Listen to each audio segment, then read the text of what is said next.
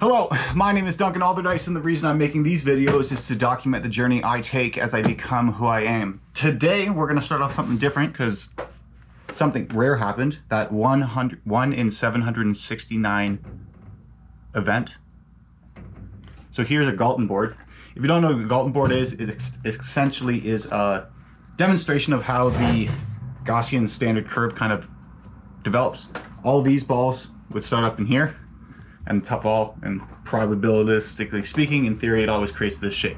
But the reason why I'm showing it off right now is because there's a golden bead in it. You can see it right there. Just so you can see one particular one. But specifically what's unique about this is it's actually in the slot that is only things show up into 0.13% of the time, which it is right here.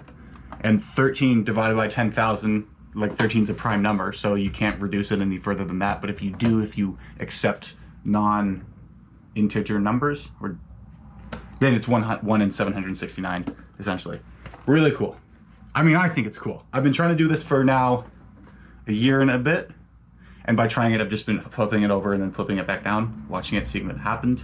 And this is the first time I did it, so that's really cool. If the reason you clicked on this video was that, you don't have to listen to the rest. I'm now gonna talk about my day after I put this away. Now that it's put away. On the day, there were 77 dials made, so that's okay.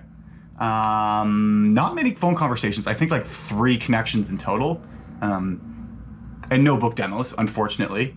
However, I did host a demo this morning, which went well, but there were things that I could improve on. I didn't go offer the trial period, which is included, because I didn't think it was what he wanted, because he said he wanted to shop around, but in hindsight, it makes more sense. I asked the team at the meeting at midday whether or not that was something I should have done, or asked for feedback on it, and I got feedback, and it kind of was like, yeah, no, I should have pushed for the trial, because that gets them access to more of the information that we have, so they can do a full, better comparison. So part of the learning process, and I know it wasn't because I felt afraid of actually asking for the close and him saying no. It was because my thought was like, well, the trial's not going to change it. There's no point in me discounting the price. Like, those aren't the reasons why he's not moving forward today.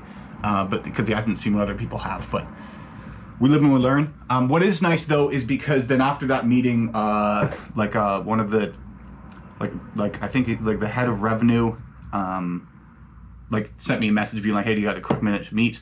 And it was a virtual meeting, and he essentially was kind of going like, look, we've seen you confident in these groups, but you seem to get nervous on the phone. I think you're getting in front of yourself. And we get that confident Duncan that is with us on the phone. And I agree with, we're getting there. I don't know what, I think a part of me is obsessed about the process, but then I think I just need to get more convicted about the way that I'm speaking about the program. And I think I'm getting closer, specifically because the guy that I tried really hard to have book a demo with, then followed up, but he didn't get in my email. I've managed to get the email through, and he essentially replied with the same kind of attitude that was before, of going you guys essentially are a scam, so I'm not moving forward with it. And I replied to it. I wanted to say, fuck you, you're wrong, but that's not a great look for the company. So I didn't. Instead, I wrote, because I challenged what he said. He said something about the company. I said, that's an unfair characterization of the company. The point of the email I sent you was to show the discrepancy between how much the advisors invested in us and how much they received, showing that it's a large one. And then there's interviews you can speak about the experience, but if that's not what you kind of want, then that's all right. Though, if I'm being completely honest, he's the type of person that, even if I was able to convince him to get into the program, would just be looking for things wrong with it and ultimately have a bad experience. I was trying it because I wanted to see if I could get him to consider us, seeing that everything that he was saying about us was wrong. But the point I'm trying to get to is that, I go okay, so I'm getting more feedback from the people who are not having success with the program and seeing potential problems with them specifically, and not with the actual service. And that's reinforced when I listen to the case studies of people who have had success with the program, seeing the habits that they have in place, and then recognizing that, going, the limits of the Planswell program. Like, it generates households, but it doesn't generate business that's closed deal, done deal. It's just going to be super easy. Hold on, I'm getting a call, so I'm going to cut right here, and then I clap when I get back. Okay, so there's no point me actually taking that call, because like he called back, and then like I clicked on this profile.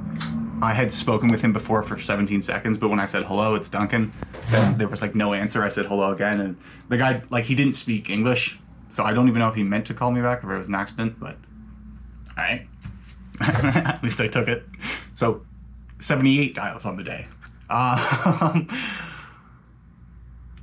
Where was my train of thought at? Bad advisors. No, oh, the what? Like the Planswell program can't do everything for the actual person, but if it's paired up with the right person, it can be of extreme immense value. Now, I am the person who represents the program, not the person buying, the advisor buying it. So I can speak with full conviction on what the program can do. I think I just need to see more people having success with it so I can actually identify that. But potentially, the one thing that I'm noticing, if I don't have full belief in the person I'm speaking to, I may lose that conviction, and that's what I need to work on, is detaching myself from the person I'm speaking to and making judgments based on nothing other than superficial information of whether or not they're going to have success. Because I'm speaking about that. I think I can get to that point. And then on that, getting to that point, another reason I really like working for this company is because of the actual support. Like, so both the sales manager and the head of revenue actually like reached out, like as I mentioned, like to just like kind of go like, hey, like we believe in you. You're gonna get there. Like, keep going. Like, and it's nice to have that, because it adds belief into myself that I am trying to get. But then also what happened today, LinkedIn prospecting in the morning sent out only 22 messages, but the problem was, like, when I was doing my search, normally if I send out like 100, I'm in just the inbox, just copy paste the messages, like, of course, making sure that they're relevant and the timing makes sense and they're actually to a right person. But I can send out more, but this time the results I was getting was from people that I already had reached out to, so then that was frustrating, but whatever.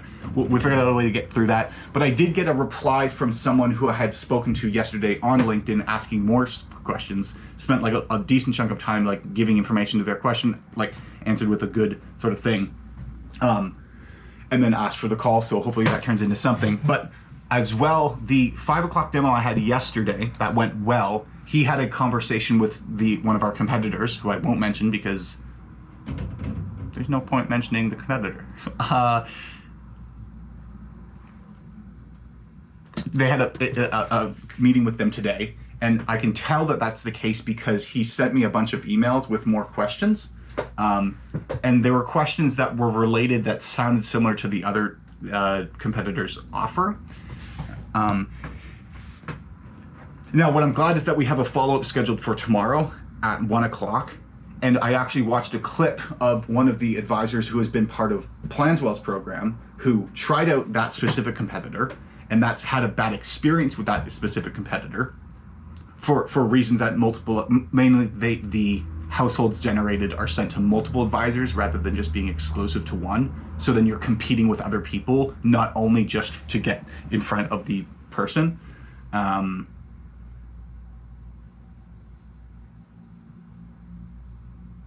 I've just blanked.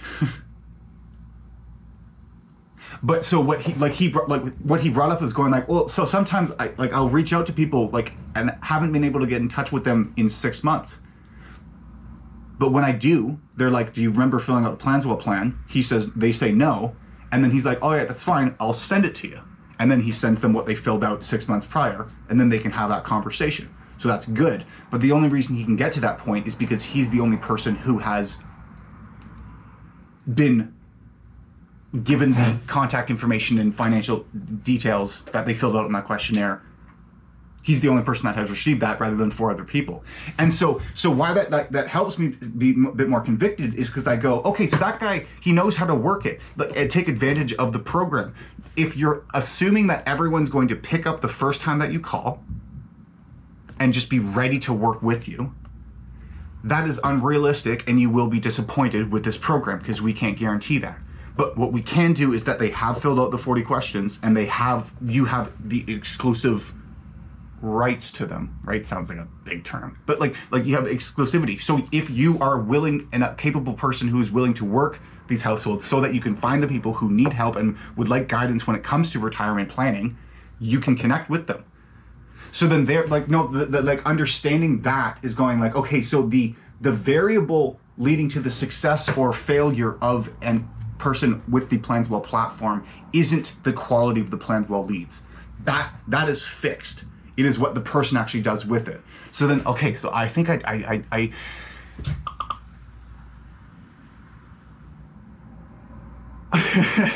sorry, I got a message from the other account, the junior account executive who I was a junior account executive with, who's now an account executive, basically saying that he got booked with a guy and DQ'd him within 5 minutes. I'm gonna provide that right after this. That was funny. But I'm starting to recognize my transformation into a more convicted representative of the company, and I do see the impact and influence of the management team on that development, and appreciate that, because it is getting me closer to the point I would actually like to be at, which is somebody who has the confidence to pick up the phone and call a stranger and speak with conviction to get them to give you money in exchange for a product or service. So it's just like it takes time, but I'm seeing progress, and I'm happy about that. So yeah, I'll talk to you later. Where are my pockets? There's one.